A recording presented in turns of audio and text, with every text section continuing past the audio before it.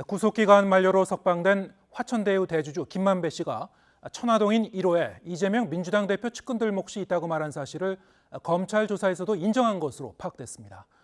다만 정진상 실장 측은 자기 지분을 늘리려는 김 씨의 허풍을 검찰이 부풀렸다는 입장인데요.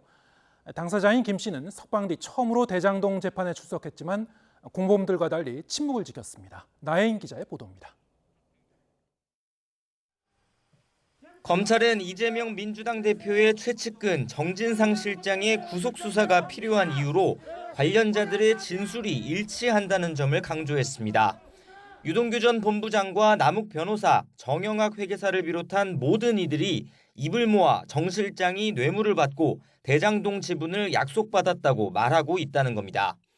하지만 천화동인 1호 소유주 김만배 씨는 여기에 포함되지 않았습니다.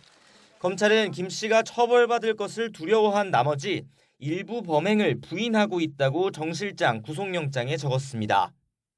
다만 김 씨 역시 정 실장과 김용 전 민주연구원 부원장 등에게 대장동 개발 이익을 지급할 방법을 논의한 사실은 인정했다고 강조했습니다.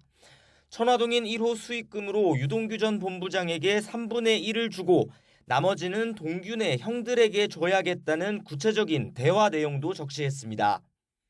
정 실장 측은 검찰이 과장한 거라고 일축하고 있습니다.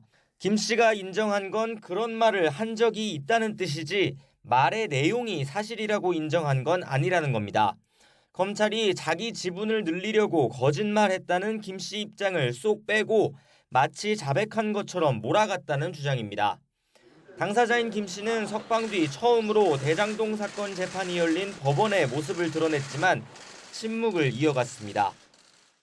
천화동인 1호 실소유주에 대해서 한 말씀 부탁드립니다.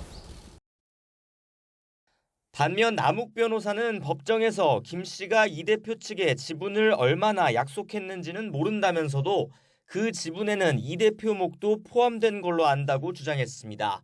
대장동 사업의 책임자가 이 대표였고 이 대표 역시 성남시장에 이어 경기지사 선거, 대선까지 염두에 두고 있었다는 말을 유동규 전 본부장에게서 들었다고 했습니다. 검찰은 일단 남 변호사의 진술을 뒷받침할 관련자들의 계좌, 통화 기록 등 여러 물증 역시 확보했다는 입장입니다.